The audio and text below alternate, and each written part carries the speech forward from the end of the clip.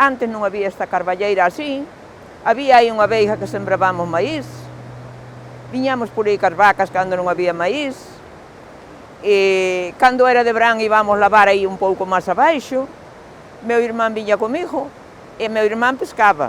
Eu son Carmen Carbia, nací o ano 1935, 19 de julio. A parede xa ven verso onde nasceu, que ven a través do río serjando todo, non a través, serjando. Collíamola lá e salíamos aí, no final. Nós usábámola, se había un entierro nesa parroquia de Couso, pasábamos pola parede, en pleno verán, que despois non se pasaban. Cando había as festas en Couso pasábamos pola parede, polo día, de noite xa non nos deixaban pasar, que tiñamos medo que caíramos, porque a noite é noite.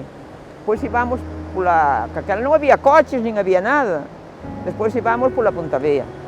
Levábamos unha bolsa de trigo e traíamos moletes, cando era pola festa, que despois comíase pan de millo, e que botaba. Pero despois foi cando o estropearon, para que os peixes foran hasta Simón, do outro coto que hai importante. Despois acabouse eso. E mismamente agora a ese puente, nadie lle leva ilusión pasar.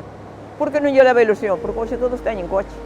Había unha barca aí arriba, un señor que cando non se pasaba a parede, el pasaba nunha barca, chamábase Bergaña, e nós íbamos cantando, baixábamos por aí abaixo, e íbamos cantando para que ele non sentira.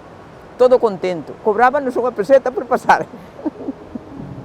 Eu nunca me bañei no río, andaba a patuxas, lavaba a cabeza, traíamos o champú da casa, lavaba a cabeza, pero bañar no río nunca me bañei.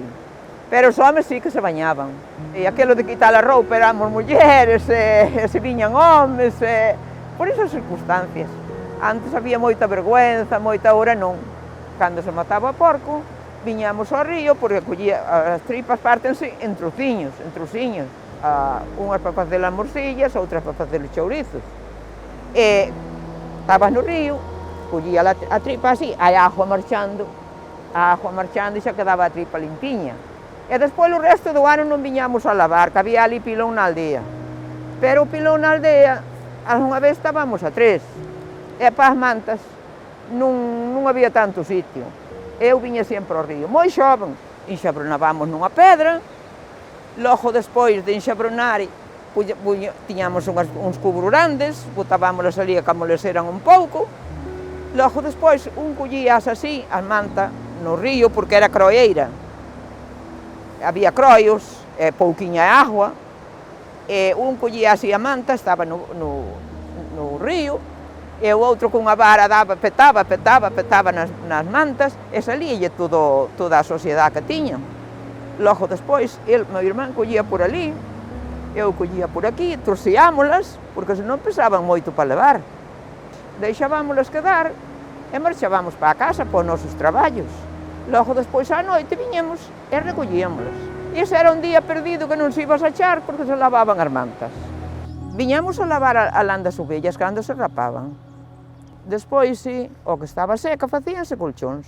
E daban dormir buenísimo, Cando os colchóns estiveron todos feitos, lavabas a lã igual, ergadillabas igual, e logo despois viña un home e compraba. E agora xa non se aproveita nada disso, porque agora hai moito vicio.